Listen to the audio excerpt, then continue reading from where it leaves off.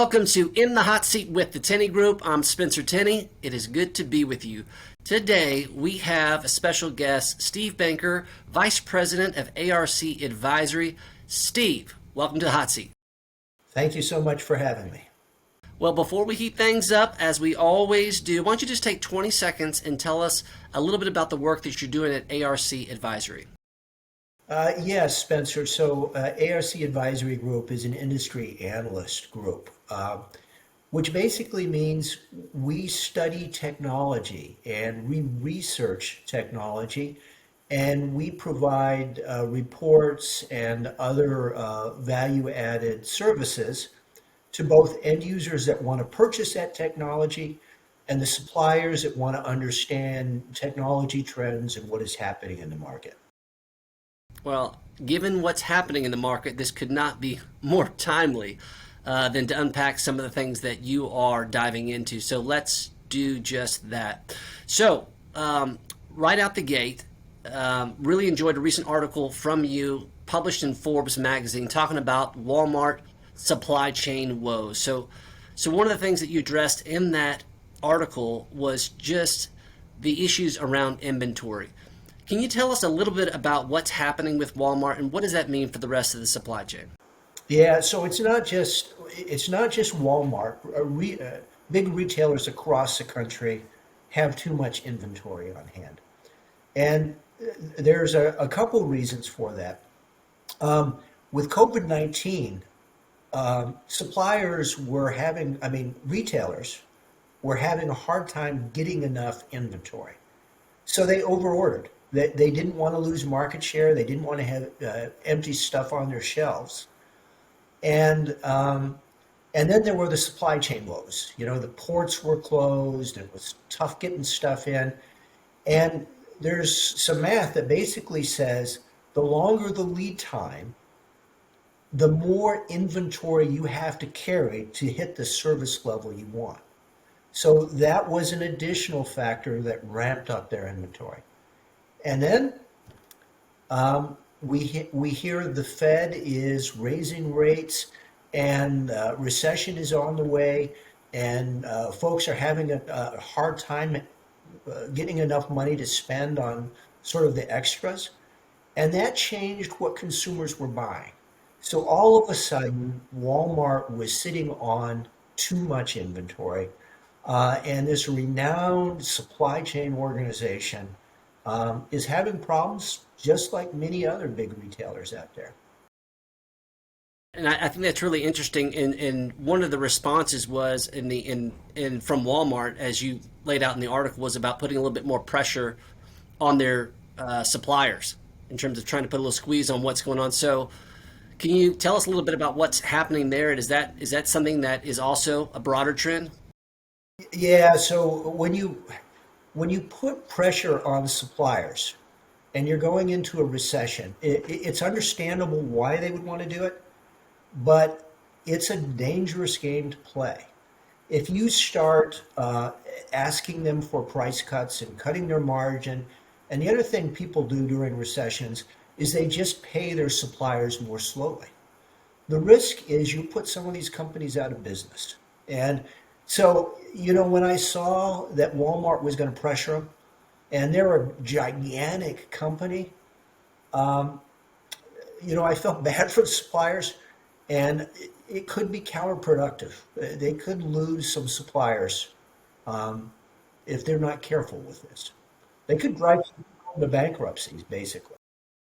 Well, what would be the alternatives if they didn't put heavy pressure on their suppliers? What would be perhaps a healthy alternative that had a little bit more sustainable outcome in your opinion? Yeah, so there are supply chain finance options out there.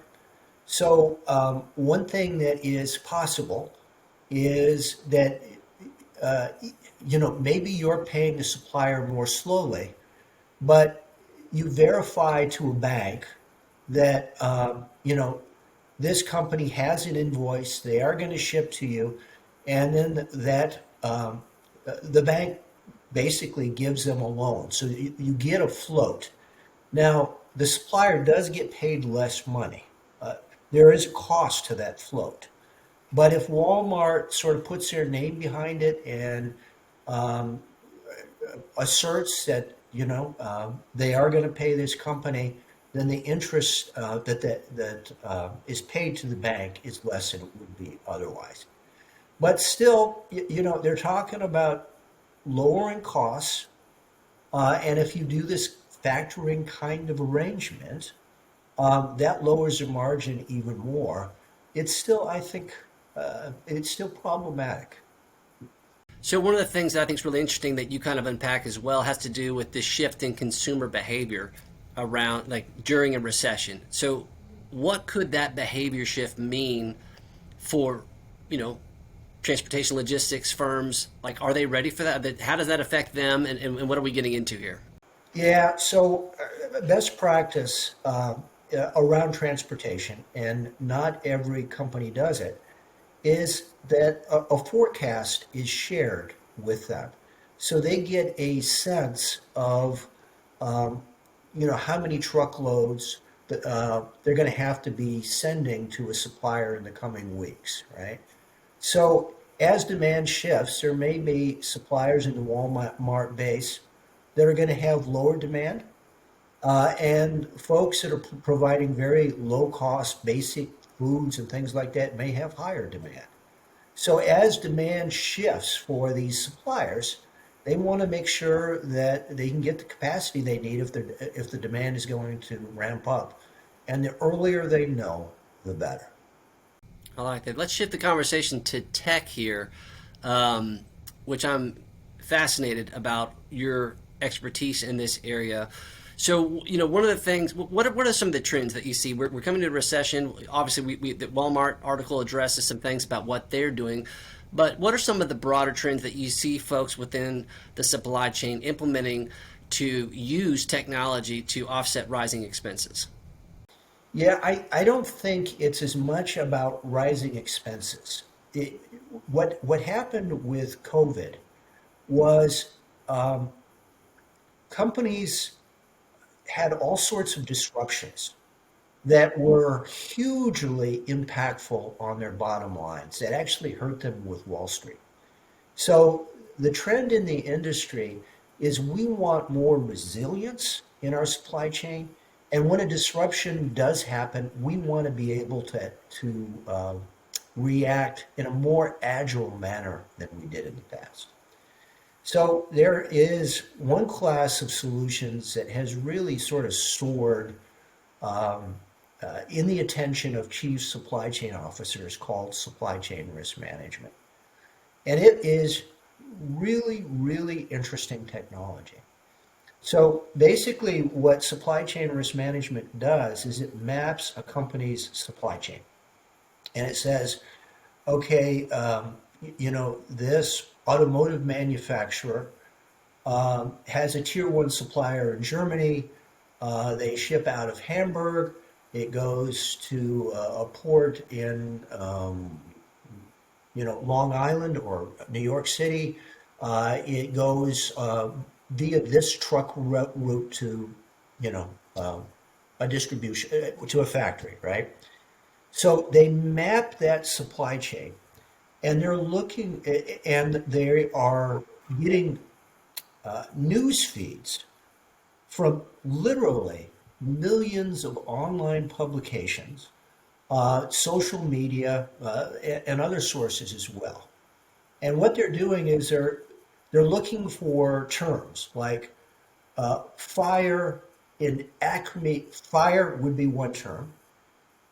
Um, Acme factory in Hamburg, right? And if they've mapped that supply chain and they know that that company actually has a supplier in Hamburg and it's named Acme, it raises an alert. And so the supply chain people know instantly that there's a problem. So what this can do is it means that if I know before my competitors, I can go to Acme and I can have my factory guys, my key factory guys there, promising to help them get their factory up as fast as possible. And Acme becomes grateful.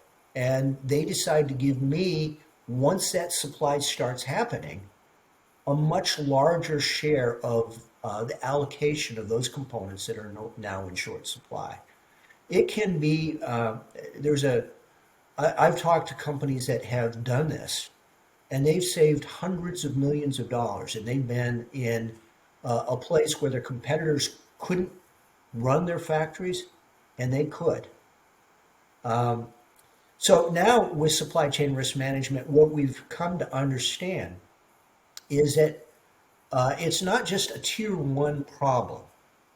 It is, there could be a supplier, not just my direct supplier, not just the direct supplier to my key supplier, not just the supplier to the supplier to the supplier that comes to me. It could be something happening far back in the supply chain that is invisible. And supply chain risk management companies have done an excellent job of mapping disruptions on a real-time basis that occur from tier one up to their factories. They've had a very difficult time mapping back in that extended supply chain. Now with big data and trade data and artificial intelligence, one company, Evergreen Analytics, is actually able to do a really fast, good mapping of the multi-echelon supply chain. And when their chief data officer explained to me that they could do this, I didn't believe him. I mean, it's I wouldn't not either. enough, you know, you need the right data. It's not enough to say we've got big data, we've got artificial intelligence. You need to understand, okay, this supplier has a factory in Tianjin. Is that actually the factory where they make a component that goes to one of my suppliers, that goes to another supplier that finally comes up to me, or is it in one of their other factories? I didn't think the trade data was granular enough to provide this kind of multi-echelon supply-based mapping. So, and I wrote that, and I made Evergreen Analytics angry at me. So within a week, they had a customer, Becton Dickinson, talk to me. And the chief procurement officer there said, I don't understand how they do it either. But when we were trying to do a deal with them, they came back and they mapped one of our product supply chains in 3 days. And I told them that's impossible. There's no way you have mapped it. But then they went and talked to their suppliers and they mapped it and they said, you know what? This is a pretty darn good map. And they had dealt with a different supply chain risk management company, and it was taking them 3 years to map this multi-echelon supply chain. And as soon as they mapped it, it was wrong, and it never got to the accuracy of what Evergreen Analytics did for them in just 3 days in one of their product supply chains. 3 days. Wow, that is fascinating. It's just unbelievable that that technology is available. So let me. You mentioned disruptors. Let's talk about that. As you look over to the next 5 years within the supply chain, what do you see as a couple potential disruptors that might change the way we do business in this space? Well, I think the real trend is toward using more and more data and applying artificial intelligence to it. And there's a lot of rhetoric around that. If you talk to software companies, they say big data, they say artificial intelligence, and it's like it's like they're going to wave a magic wand and everything's going to be cured. You really do have to understand where the data elements and how does the machine learning work to believe that this is going to actually amount to something. But there are some things we know. We do know that artificial intelligence applied to big data around customer demand, for example, point of sale data from Walmart, does improve the forecast. We do know that we're getting much better using big data, predicting what the lead time is going to be.